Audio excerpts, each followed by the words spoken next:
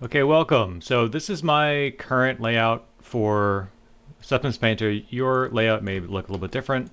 I'm also working in a limited space here, so that's going to have a little bit of an impact on where things are showing as well. If anything that I'm working on, any of these menus, if you don't see them, all you need to do is go to Window and then Views, and it should be available to you here. So let's go ahead and jump in here. This is my reference. And what I'm going to do is I'm going to very quickly run through how to create some basic materials here in Substance Painter based on what I see on the hammer. So the first thing we're going to do is we're going to just grab this little chrome here. And to do that, I'm going to go to Layers. I'm going to get rid of the steel rough. And I don't think I can get rid of that one. Okay, I can. So there are two different kinds of layers. I can work with either a fill layer, which is going to have a consistent value through the entire thing, which is controlled by initially these primary inputs here: base color, metallic, roughness, normal, and height. Or I can have what's called a paint layer. Sorry, that's fill layer. Paint is this guy. And that's for if I wanted to do some stuff that was not a complete fill. And that'll make sense a little bit more as we get into this. So I have a few options here that are enabled by default: color, metal, rough, normal, and height. And you can see those correspond to what's going on here in my options, in my properties. So if I turn off height, you can see that goes away. So what's all this stuff doing? Well, we'll start with the very basic one here, which is color. So if I click on this little gray bar here, I can make the hammer any color I want. And the reason that this is happening is because I've got a fill layer over here, and the fill is just applying its values to the entire mesh. Now we can use some tools to isolate where these things show up, but it requires a little bit of a setup on the high poly side that we didn't do. So it's okay. It's not going to be a big deal. This geometry is so simple. We can actually just figure out a different way to apply these fill layers to specific areas of the mesh. So as I mentioned before, I want to do this chrome thing here. So we've got this really important slider here called metallic.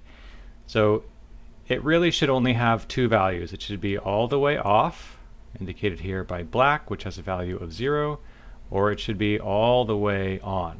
Materials are either completely metallic or completely non-metallic. And it's a peculiarity of how this system works. You really want to avoid any of the values that are in between all the way off and all the way on for metal. But you can see once I turn it all the way on, it starts to look a lot more like metal, and that has to do with how the specularity is modified. If I make it, and by specularity I just mean reflected light. So if I set the metalness all the way to 0, the highlight color is white. It is basically reflecting back the light as it is hitting the surface. So we're assuming here a white light. And if I set the metallic all the way up to 1, what happens is the highlight becomes colored. And so you can see here that makes it look very metallic. So we don't want it to be red though. We want it to be this kind of nice metally value. So I'm going to just click on that red, and if we go all the way over here, we can see we can change these values. So there are some specific values here that you would want to use for various metals. We're not going to get too picky about it. This one's just kind of light, so we'll go ahead and set it there. But you can see it's maybe a little bit too diffuse in terms of its reflectivity right now. This is a lot shinier. So the way that we can modify that value is here in roughness.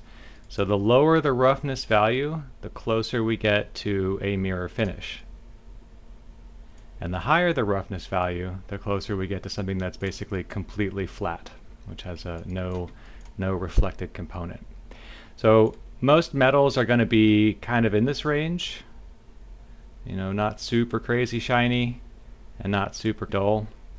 And what you can do, if you'd like, I'd prefer initially, while we're just looking at this to begin with, that we're just going to basically build our materials, because these are all pretty simple. But you can come over to the shelf here and scroll to materials, and then you can probably just type in metal, and you can see we've got aluminum, iron, whatever, iron grinded, iron pure, and some of these have some colors and some patterns on them. Here's brass, and if we'll just take a look at brass pure right now. So you can see all it has is color, metal, and rough. The normal is going to be like these little dots here. You could do those with the normal map. In fact, we'll probably take a look at that. And then height is going to be something that we'll look at as well. But it doesn't even need these. With just these 3 channels, this base color, the metalness, again, set all the way to 1, and the roughness at 0.2, we get what Substance Painter considers to be pure brass. We can take a look at pure gold. And we should see something kind of similar. Did I grab the right one there? Yeah, they're so similar you can barely even tell the difference. So like the values here in the metal and roughness are identical. It's just the RGB, the color here shifts slightly. So anyway, we're sticking with the ones that we're building here. So we'll just go ahead and use that as a guide. We can go ahead and disable normal and height. We don't need those. And the roughness, I think whatever, 0.2, that's probably fine. One of the nice things about Substance Painter is it's basically non-destructive. So what that means is I can change these values and nothing really breaks. I don't lose the ability to change them again. It's very flexible in that regard. Okay, so that's going to be this little section right in here. Maybe it's got a little bit of like a blue tint to it. Sometimes you will see, I'm going to just go crazy with the color so that I can find my blue, and then I'm going to walk this way back over so that you can just barely see the difference. So this is the new color and this is the old color, so you can see we're giving it just a tiny blue hint, and there's kind of how it's influencing our colors, which I think is maybe a little bit closer to what's happening here. Okay, so now let's go ahead and we'll make a new fill layer, and for this one I'm going to make this rubbery material here. So we're going to, for now, I'm going to turn the normal and the height off just so we can keep it very, very simple. You never really want to go all the way black. Stay away from all the way white and all the way black. It just doesn't really happen in nature that you get something that's super duper black. In this case, whatever, it's like, you know, I think if you were trying to be very, very accurate or something, it would be some tiny value. We can go black for now, even though I said 2 seconds ago not to. It doesn't really make that much difference. We're working in a system that's called PBR, which stands for Physically Based Rendering, and it has to do with making sure that basically all of the mathematical values that we're creating for our textures here actually reflect what could be in existence in the real world. So that's why you kind of want to avoid extremes or like intermediate values here on the metalness. So this is pretty dull here. So I'm actually going to increase the roughness up so that we can begin to see what's going on there. And maybe it does seem to have like a little bit of a highlight on it, so I don't know, something around there perhaps. And I'm going to just leave it there for now. What I want to talk about next is how we isolate this rubber material to just the handle. So what I'm going to do is I'm going to come over here to my layer.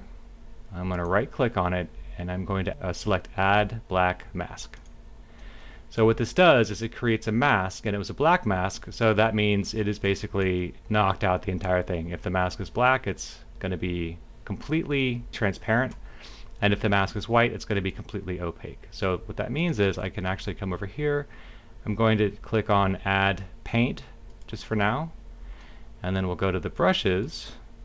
I'm going to select my basic hard brush here, and if I go to my properties, we get this color down here. And the properties change. So like when I'm up here, I've got this set of properties where I can modify the main values on that fill layer. But if I click on the mask, I'm going to get some properties on that. And if I click on the paint, I'm going to basically duplicate those properties because the paint is kind of just a way to isolate some work that we can do. So we can add lots of different paints if we want. Each one can do something a little bit different. So in this case, I'm going to be painting white. I'm going to paint it on the handle. And you can see that wherever I paint, I am now basically filling that geometry with what's going on here. So like if I change the color, you can see how that is kind of updating. So I don't really want to do anything painting unless I absolutely have to. We happen to have a pretty nice separation here in the geometry, so I can actually use the geometry to separate where these materials need to show up. So I'm just going to go ahead and click this little X here on my paint. And what we're going to do instead is, well, I'll just add another paint. Basically, I just deleted the old one and added a new one. It's the same thing as like if I just hit undo a few times. I want an empty paint here. And I'm going to click on this little icon right here. And what this is going to allow me to do is apply a fill value, basically a mask, that is that's anywhere in here. Like it doesn't, at this point, it can be any value, but I can either apply it to triangles, quads, elements, which is like anything that's welded, or UV shells. So you can see here, based on my UV shells, that's how that would be applied. I'm going to hit undo a couple times. What I want to do is I just want to use quads. And you can do a click and drag. And then I'll just come over here and click on these faces, if it'll let me. Just doing a little drag here. So that is how you can, one of the many ways that you can assign fill layers to specific parts of geometry. Again, I created the fill layer. I set the visual settings for it. I just right click on that fill layer and then add black mask, and then click on the mask, right click on that, and then add a paint. And then with the paint, you turn on this value right here, and you can come over and just start applying those materials just by clicking on the mesh. So we'll leave it there for now and pick this up in the next video.